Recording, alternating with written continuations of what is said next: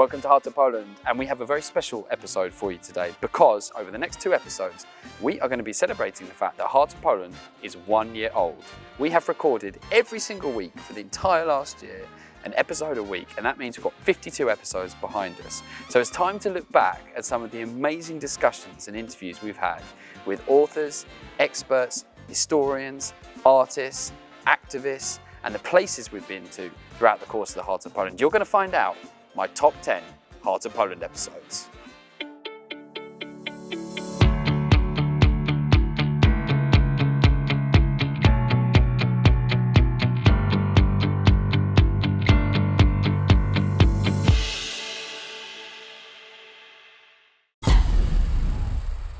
So at number 10 is an episode we did about the Polish cursed soldiers, or as some would call them, the unbreakable soldiers. And this is the fascinating story of the soldiers who, even though the Second World War had ended, decided not to give up and actually carried on fighting for democracy or for a free Poland against communist overall, which was put in by Stalin. So what we decided to do is we went to visit the museum of the political prisoners of communist period and the cursed soldiers, at Rakowiecka in Warsaw. And this is a museum which is yet to open to the public, really, so it was a bit of a special trip to go around. And it was a difficult one because you get to actually see this place and it's still pretty raw. It's not like a museum where everything, feels a bit sanitized. And there was a guide there, Maria, and she took me around this prison and showed me what the conditions were like for people in this prison. It's now become a museum. And then she took me to this really chilling place, which was this tiny box that they would lock prisoners in. It's just, I'm a small person, but it's actually painful already. And they would be kept here for days? Yes. Now you can hear through my sigh there, I was genuinely in agony. I've got quite bad knees, and when I was locked in that box, I actually panicked. I did not enjoy being in that box, but as a journalist and as a presenter and as a filmmaker, what you're trying to do is at least show people who are watching, just a small fraction of what the truth must have been. Well, I felt that moment. It was one of the most eerie, terrifying places I've ever been in my life. And the only other time I've felt like that is when I've been in Auschwitz. So it took me that close to that sense of evil. Interview with TV star Patricia Kazadi. Now, I prepared really, really well for this, and I want to let you know, of course, that I prepare well for every single interview I do. But I really wanted to do something different with Patricia Kazadi and spend enough time with her to get to know her. Now, if you don't know her, she is quite a famous television person, and a number of different famous TV people we've had on the show. But I guess you could say one of the most interesting things about her is the fact that she comes from a mixed-race background. So I asked her about what it was like growing up in the 1980s in Poland, and I expected one answer and got a slightly different one. My dad was always very funny about it. Like whenever people would be, I don't want to even call them racist because I think they were just ignorant. Like they didn't know or they were scared. Till this day, I must say I've never experienced racism in my country. But I hear of it. I hear of it from other kids. Because when I was hosting You Can Dance, a lot of kids would come and they were like, you're our inspiration, like you give us so much strength because it's so hard. And I'm like, yeah, I didn't get it like that. Of course, I had comments like, oh, this or that. They called me names, but it was never like, aggressive or to a point where I would feel bad about it. Yes. That's going to surprise people, I think. Yeah. Most people have this certain perception of how Poland especially was back in the day. Never had it, even though I was one of the first ones. My mom even made a comment recently. We were in this dancing school, and she was like, oh my God, it's so, amazing to see so many mulattoes. Like, when I was bringing you to dancing school, you were the only one, now it's so many of them. So I can see in her heart, like she's like so happy that the times had changed. So, I was really struck by that because I guess I was expecting one kind of answer and I really did get another one. And what I felt throughout the course of this interview was that we were meeting someone with like a tremendous power and a tremendous strength of personality. And really it was an episode for me which proved to me that if you spend enough time trying to get to know someone, you can get a kind of different answer from them. And that's what we try and do on Heart of Poland. We don't go for 5-minute interviews like you'll see on most other channels. We go for something which is long form, and we are really trying to get to not just the heart of Poland, but also to the heart of the person we're talking to. At number 8, Now we're moving to something a bit funny here. This was the amazing opportunity to talk with Poland's, I think probably say most famous foreign chef, Patricia Kazadi, and she's from Italy. And I met Christina when we went on a TV program together, and she's just so full of life and energy and excitement and Italian passion that you just can't not like her. But I have to admit that I wasn't really ready for just how much fun and also how much I would have to do to cook perfect pierogi and jurek we made. So we had 2 classic Polish dishes cooked by an Italian chef. Just watch exactly how Christina taught me this particular dish in this episode. Roll pin and An essential in not just every Italian home, but so a little bit of flour. now. Remember, when you roll, whatever you do, with a dough, you do like this, and then you make the rotation, and then you do like this, and then, okay? So you will give as much as you can the regular shape. Ah, okay. Please, delicate. You are touching a woman. Oh, I have. I was about to say I haven't done that for a while, but when I watched that moment again, I'm a bit embarrassed about my answer, to be honest. But honestly, if you couldn't tell how much fun we were having as we made those dishes, then you're not watching closely enough, because cooking with Patricia Kazadi is a huge amount of fun. Let's watch a little bit more of this episode. Be generous. That's a lot of pepper. Okay. Please. And it gives it this fiery flavour that we're going to have inside the pierogi. Oh, there's some magic going on in that bowl right now. I love it. Please.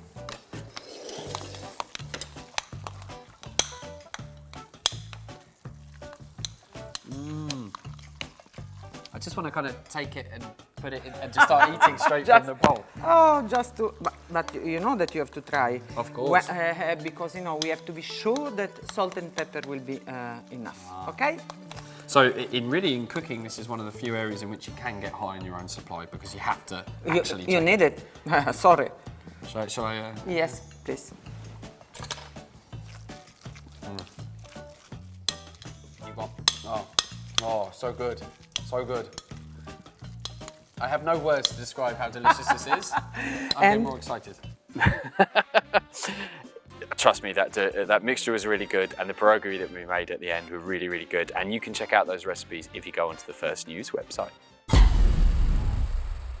At number 7, this is a relatively recent episode that I recorded with a friend of mine called Ryan Socash. Now, Ryan Socash is probably one of the biggest foreign-born YouTube stars in Poland. He's almost certainly the longest by a fair stretch. He's been working as a YouTuber, I think, since 2014.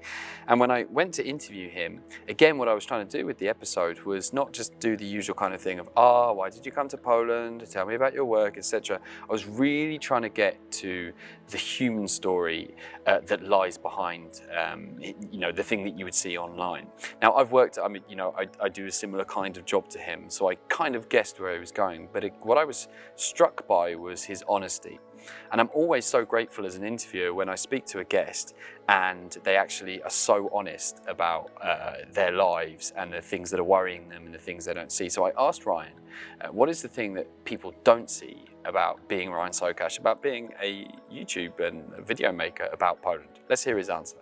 They don't know about actually the physical sacrifice that was made in order to do that, especially when you aspire to do higher production quality, which for the past 2 years I've been very dedicated to. And then sustaining that as you grow older and as your priorities shift from having a successful career in the media to being a good father and spending the fleeting time that you have with your children, you find yourself very often waking up in hotels. Actually, you don't even know where you woke up because you slept in hotels 5 nights before, different hotels every night. And B, you think, what am I doing here? What is this for? I want to be with my kids. But I've chosen this path. This is how I provide for my children. It's not going to change in the immediate future. It's not a path that I would actually recommend for almost anyone, because even being marginally noticed in the media takes years and decades even of sacrifice. Ryan's a very thoughtful guy, and trust me, he really means it when he says he doesn't recommend this lifestyle for people. Now, I can relate to his answer because I work really, really hard to get these films together, but I know that Ryan Socash works really, really, really hard. And if you look at the work that he does, it's just a phenomenal work output. And again, what I'm trying to do with these interviews is always come back to what is the story behind the story? What's the reality? If you look behind the lens, what's going on in this person's life? And I'm pretty grateful for Ryan Socash. The rest of the interview is just as revealing and frank, so you can check it out, of course, on the First News channel. Now let's go to the next one. At number 6, a two-part interview that I did with British historian Dr. Roger Morehouse, and this was around the celebration to commemorate the 80th uprising of the Second World War. Now, Roger is quite literally the man who wrote the book on the subject. There had never been a book, really in-depth work by a major historian on the start of the Second World War, amazingly, that first month of 300 months of the Second World War, by any historian. And we were the first people to sit down with Roger and talk to him about the subjects relating to this. Now, one of the reasons why I love this show is because you can't talk about the start of the Second World War and do it any justice at all if you try and talk about it in 7, 8 or 8 minutes. It's frankly not even worth talking about. So I told the film crew to just keep on rolling with the show, and literally me and Roger sat down and we really went in depth.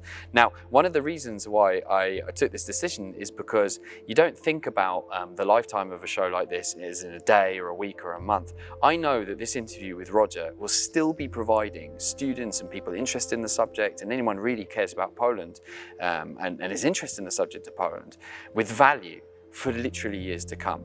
Now, Roger's work itself is actually fantastic, and he talks about an incredible fact that he revealed, a very little known fact about the way that the Germans actually had basically a terror operation going on, like a terrorist campaign in Poland throughout the summer of 1939, and he uncovers this fact in his book and writes about it. I came across, I had a tranche of material from the Bundesarchiv actually, which was from the German archive, which was chapter and verse of these arson operations that were being run by the SS and also the Abwehr, German military intelligence, where they were identifying individual farms and homesteads and things very close to the German-Polish border.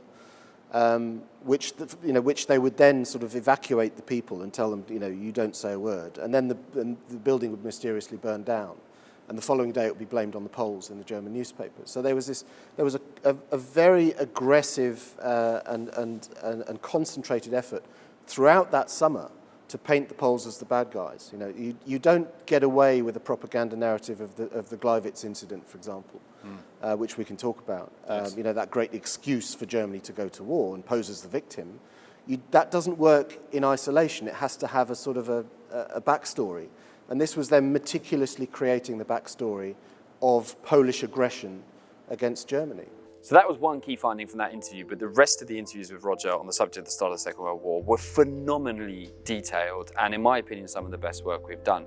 The standout moment for me from this episode, though, was when Roger talked about the way France and Britain effectively let Poland down in its hour of need. It's a really moving moment. Even speaking as a proud Briton, I find it quite a shameful episode, I must say. I can understand. The first purpose of the historian is to understand the circumstances. You have to put yourself in the shoes of those who experience it. It's no good judging from 80 years of hindsight. That's not history. So you have to put yourself in their shoes first and foremost. And I can understand why the story ran in the way that it did. But still, I think it's a pretty shameful episode, and not least as the campaign proceeds. And the British and the French are